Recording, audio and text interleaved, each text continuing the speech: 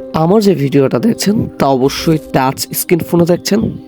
এই touch screen phone কে আবিষ্কার করেন? যদি জানা থাকে তাহলে অবশ্যই কমেন্ট সেকশনে জানিয়ে দেবেন।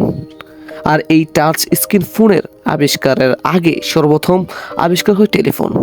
চলুন জেনে নেওয়া যাক টেলিফোন কিভাবে আবিষ্কার করা হয়। টেলিফোন আবিষ্কার করেন আলেকজান্ডার গ্রাহাম বেল, যিনি জন্মগ্রহণ করেন 1847 খ্রিস্টাব্দে, মৃত্যুবরণ করেন 1922 খ্রিস্টাব্দে। তিনি মূলত বধিরদের শ্রবণ শক্তির দান নিয়ে গবেষণা করতে গিয়েই তিনি 1876 সালে টেলিফোন আবিষ্কার করেন। টেলিফোনের প্রথম ধ্বনি কি ছিল? টেলিফোনের প্রথম ধ্বনি ও প্রথম কথা ছিল গ্রাহাম বেলের কণ্ঠে। গ্রাহাম বেল বলেন, mister Watson, come here please, I want you. আর আপনি আমি যে টাচ স্ক্রিন ফোনটি ব্যবহার করছি, এটি আবিষ্কার করেন স্টিভ জবস। শিক্ষণীয় কিছু জানতে সহজ বিদ্যার সঙ্গে থাকুন।